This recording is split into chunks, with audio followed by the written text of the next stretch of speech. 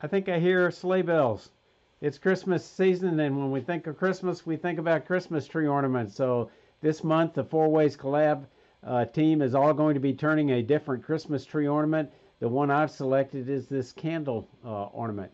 Be sure to check out the other videos by Sam Angelo, Tomislav Tomasech, and Richard Raffin in the links underneath the show notes as well.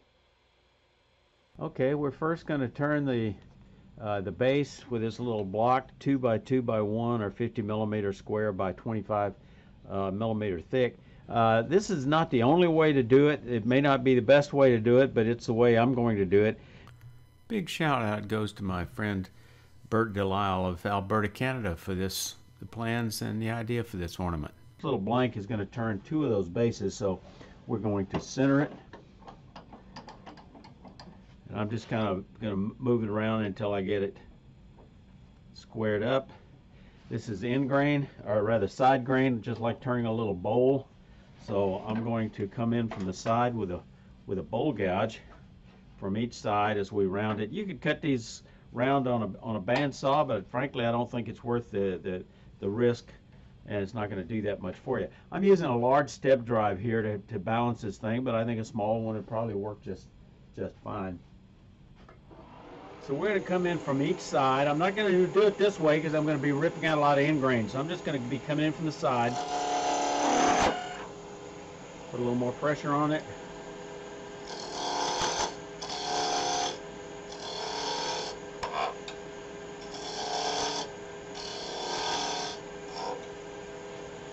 And then from the back side.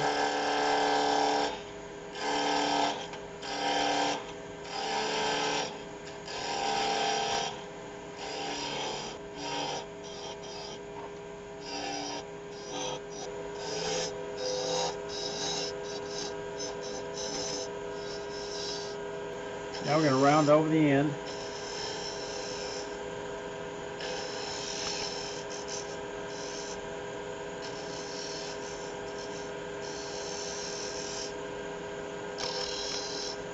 Remember, this tiny little bowl, it's almost like a tiny little bowl going from the bottom to the side, small to large.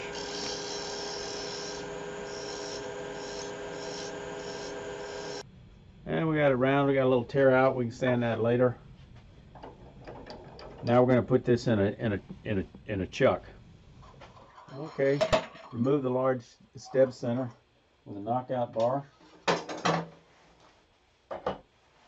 We're going to use our Record Power SC4 chuck, which I like, and this will fit just perfectly well in the normal jaws. So we tighten that up, and then we're going to face it off. So reorient the tool rest, and we're going to go back to that 3/8 inch bar size bowl gouge. We're just going to, again, just face it off.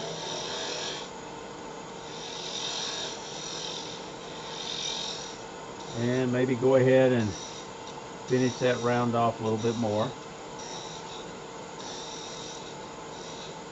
Now I'm going to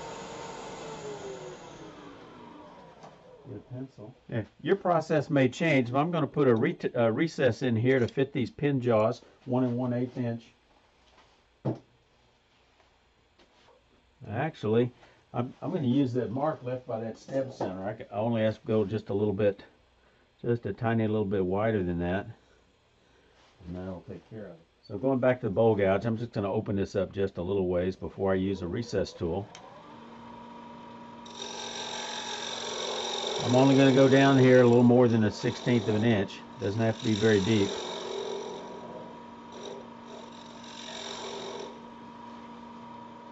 So I'm using my shop-made, homemade ground recess tool. I'll have a link to a video on how you make this and an article.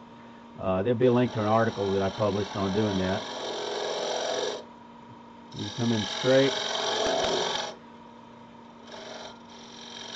Just come in. Now I'm going to sand this off and finish it.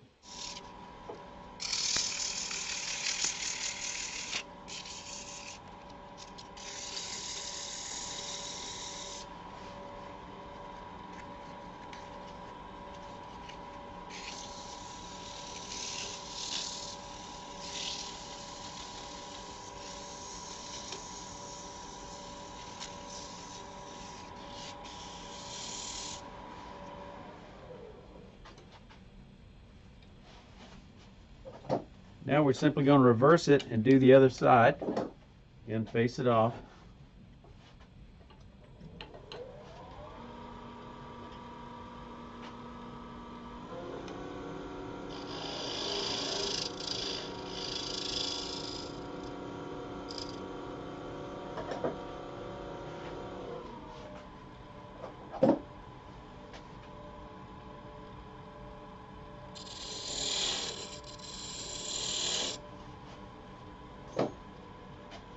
And then add the recess.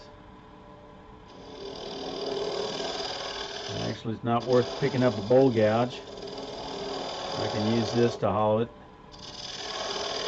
I'm using maple.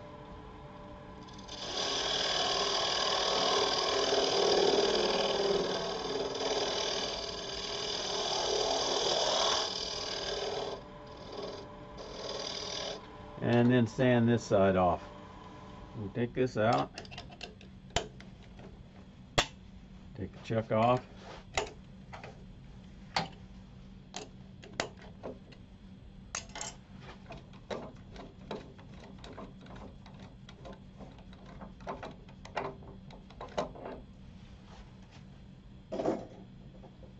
We replace it with the pin jaws. There's no pin in it, but it replaces an old design that had a pin. Again, this is 1 1/8. Open it up.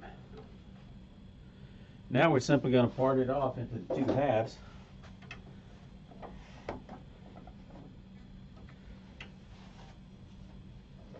I'm going to use a pencil to just visually get the center. Now we're going to part this off, and we're going to be cutting against end grain, but this is a fairly soft wood, fairly small, so it's you know, as it comes around, we wouldn't normally do, I say end grain, cross grain, we wouldn't normally part it off. A project like this, we wouldn't normally part it off, but this should not be an issue. I'm going to use my thin Sorby fluted parting tool. It's got a long handle on it to give me some leverage. So we're going to just part it off.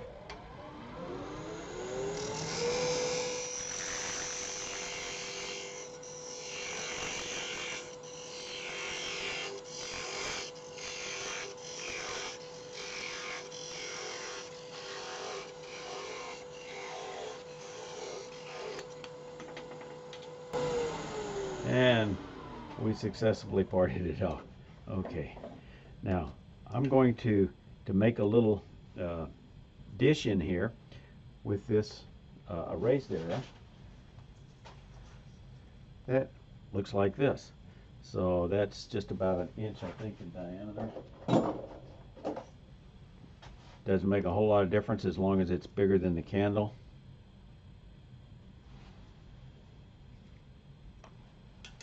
Let's use a pencil to mark that, just to get a feel for it. A little bigger than I need, no problem. Just take it down a little bit. Put another little line in there. Okay.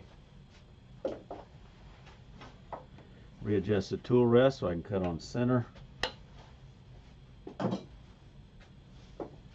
Again, using that bowl gouge or spindle gouge for that matter, this is not going to make a lot of difference. I think I'm going to shift to a 3/8 inch spindle gouge just because I think it's might be a little easier to cut with this. We're going to come in from the bottom. Basically, we're cutting a cove, so we're going to cut in from the bottom this way, and we're going to cut in from the bottom in this direction. So let's start with this one. I'm going to brace it with my little finger. Just slowly cut in, just like hollowing out a little bowl.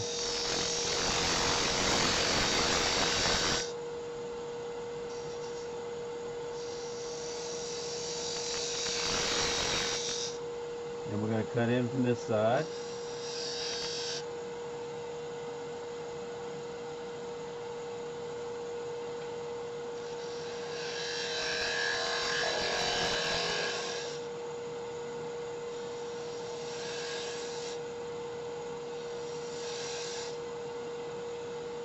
Now I've got a little bit of a bump in the middle I got to get rid of because this needs to be flat.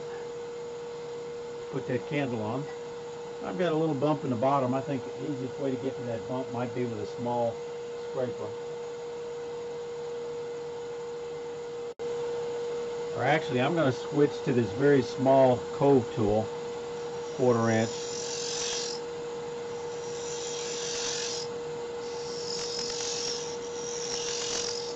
It's a little shop-made tool. And I'm not going to get too fussy about how deep it is. It's, you know, visually it's got a cove in it. I'm going to go ahead and sand that, and then we'll take it off and do the next one. Okay, we're going to take this one off, and we put on the second one, and rinse and repeat. I'm not going to do the second one because I've already shown you how to do it. 2 3/4 inches long. I think it's a piece of holly. We're going to use a little short 4-prong center on that side. We're going to use a cone center on this side to make it easier to get in close. And we're going to turn the speed up at a pretty high speed. Makes it easier to turn something this small. So I'm going to use a skew.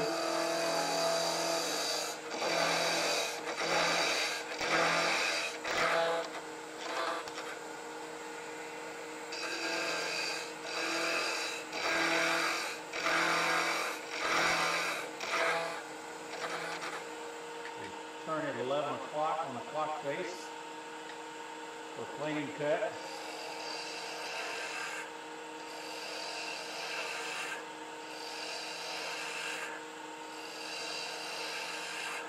Turn it down to about 5/8 of an inch.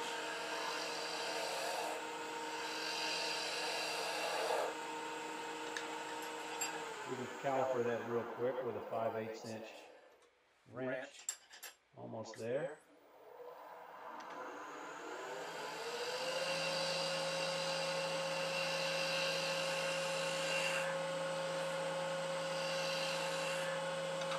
Now let's cut the flame.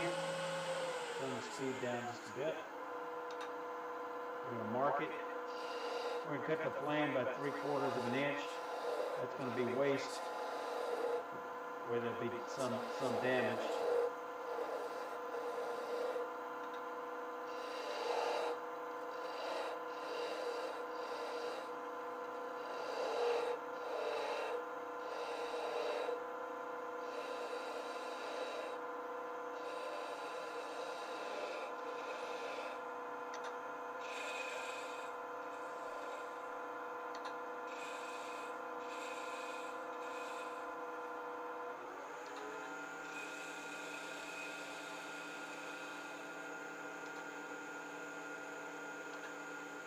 Tight underhand grip, get my finger behind here.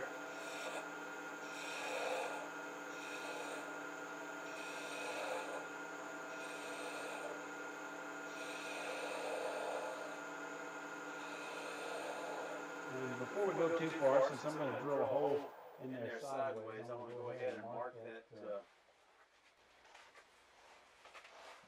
and drill that.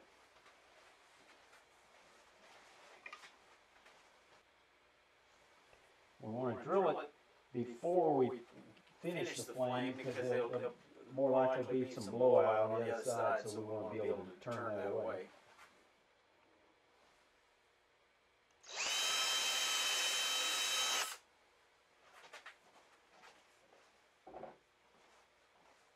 Now we can finish turning this.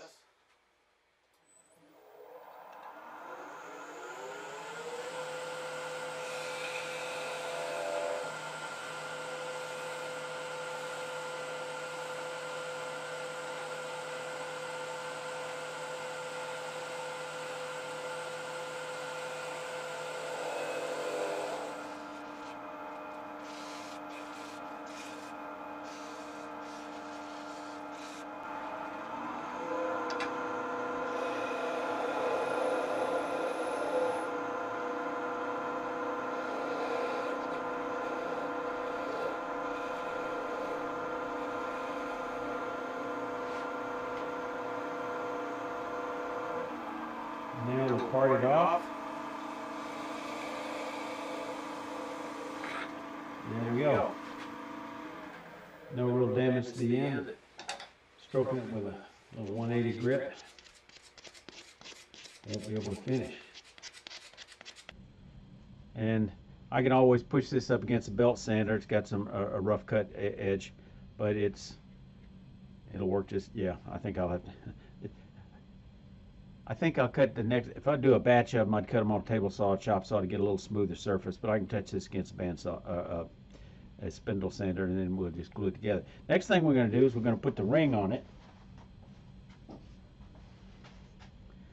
We're going to make this little ring. Let me show you how we're going to do that. Similar to what we were doing, I'm going to turn a blank about 1 inch square, maybe 3 inches long between centers, because we can do a bunch of these things off of it. Okay, I should have shown you that I was using this 5/8, 3/4 inch, whatever washer to shape that cove, but I've turned a few of these, so I got lucky and hit it right on. But you should probably use this as kind of a gauge, and then we're also going to use that to size the cylinder we're going to turn. That we're going to part those little donuts off. So we're going to mark centers real quick and put it between centers.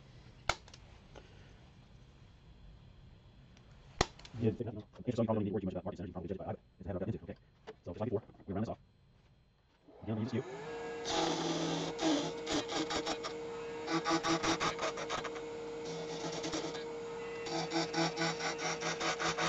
Probably should have used a little bit longer tool rest to make this a little easier to fit. So let's correct that now. Short tool rests certainly make these kind of jobs a little bit easier.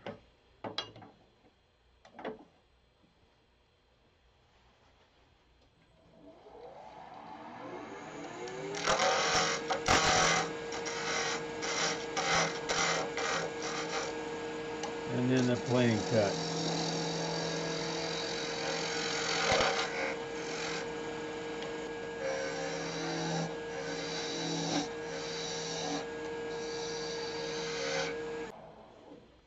I should hold it. I don't have it square yet. Still got a rough edge, so that's a little bit large. You can also use calipers to check that. Remember, plating cut, you're cutting in the lower third.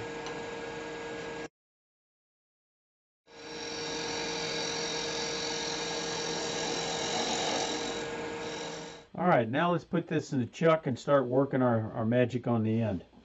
You know, you could use different, you know, kind of depends on what you have available. You could probably use something like the same pin jaws we used before.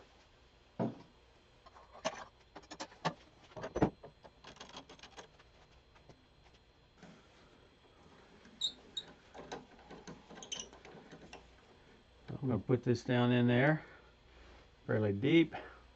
I don't care too much about where I mark that up. I can deal with that later. Next thing we're going to do is we're going to drill a hole in here appropriate. You want one a little bit wider than the inside of that washer. I would say somewhere around a 1/2 inch. Next I want to kind of round over the end. Then I want to mark where I'll come back to deal with that later. Now I'm going to drill a hole. I've already got a divot. Makes it easy to find center. Now, the size drill bit I needed was a little bit more than a 3/8 of an inch and less than a 1/2, so I found a twist bit that fit what I'd done before. So whatever is appropriate size, so it doesn't, so it looks pleasing. Anything much bigger than that, you're going to start running into thickness problems. Delicate when you go to sanding, it will show you. Any smaller than that, it's going to be too fat. So, you know, get a Goldilocks size. So let's just drill a hole down through here, because this will enable us to do a bunch of these.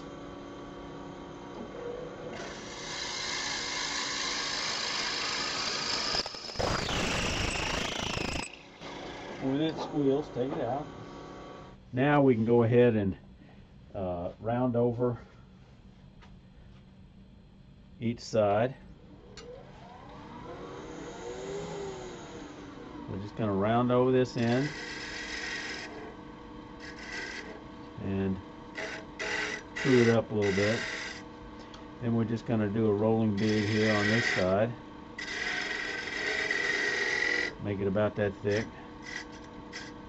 And I'm going to go ahead and use a skew to part that off. Probably ought to touch it up with a bit of sandpaper first on the inside, on this side. Now if I'm not careful, I'm going to chase this across the floor. So once I get it just about right, I think that what I'm going to do is I'm going to take a pencil, and again I'll use my thin fluted parting tool because it cuts very finely. Doing this left-handed here.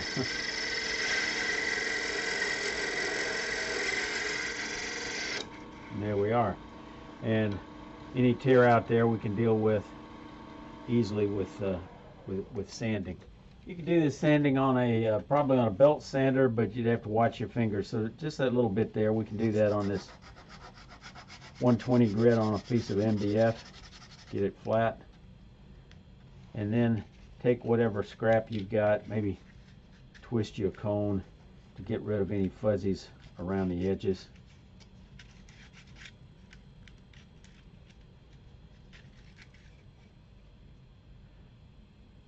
We can see it fits nicely in that cove. Now we're going to sand a bit of a flat on this side, so when I put on the candle, it'll give us an extra glue surface, one on the bottom and one on the side against the candle. So we can do that same thing by doing that on this sanding board.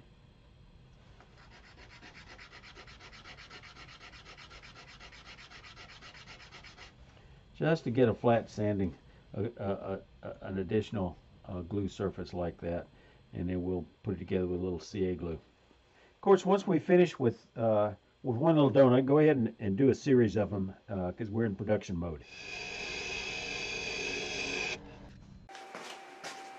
Okay, let's look at assembling one of these things. We're going to take one of these bases and we're going to glue this on there. First thing we got to do is try to get this to match, and doesn't quite. So here's what we're going to do: belt sander or flat board. Okay, so let's give it a try. Let's put a drop of thin CA here. Thick CA rather. We're going to put a little bit here, and we're going to put a little bit on the bottom, and put this thing together. So we want to get this lined up where when it sticks on a branch, it'll show best. An alternative to a flame is you turn one out of contrasting wood, such as, I think any contrasting wood. This happens to be a piece of Osage orange, but I think it looks nice. Of course, we know it's going to darken as it oxidizes. We just put a little bit of dab of glue there, and just twist that a little bit, and there we go for that. So this is the one I drilled a hole in. So if you wanted to use screw eyes, this is how you would fasten it. You drill that hole in advance and then put the screw eye on it. One of the advantages of screw eyes, they accommodate a little bit larger ribbon. I don't think the screw eyes look as nice, so I don't like the screw eye quite as much as I do just the plain ribbon. Now we're able to get this 1/16 inch cord here in silver and gold from a craft place called Hobby Lobby, and this I really like this to put on ornaments to fasten them down. You gotta make sure you drill a right size hole, and then do an overhand knot.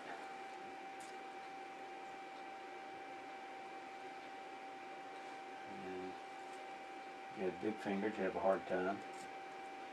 My fingers aren't that large, so I still have a hard time. Okay. And then of course be sure to trim off the waste so it looks neat. And there we go. And then you hit this with a coat of lacquer. Even if I was giving this away with a screw eye, I would still want to put a little bit of ribbon on it because I think it just costs a few pennies and really adds, I think, a more elegant touch to it. If I get a little lacquer on it, I don't much care. I don't think it's going to make any difference. Like I say, it comes in a gold and a silver, so I match the color screw eye. Depending on the wood, sometimes I use silver, sometimes I use gold, or i.e. brass, and there we go.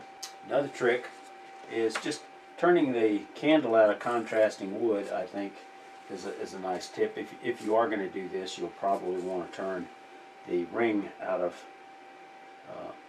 I like to make the ring match the base.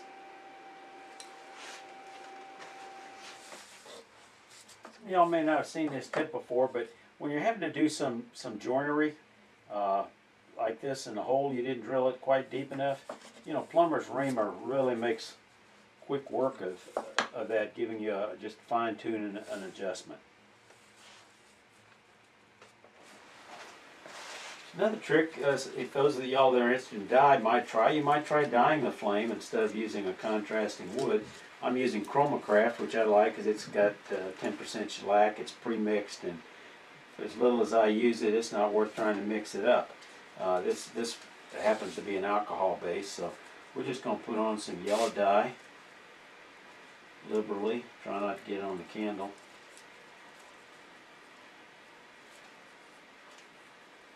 I'm getting some on the candle anyway.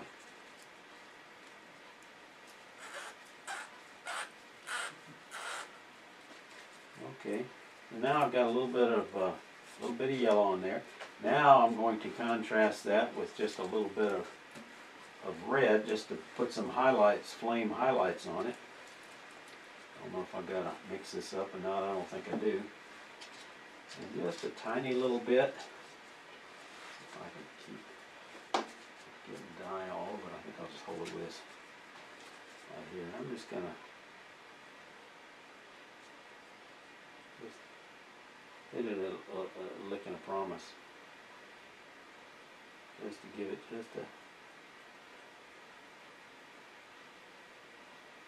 some highlights, and that's all I'm going to do to it.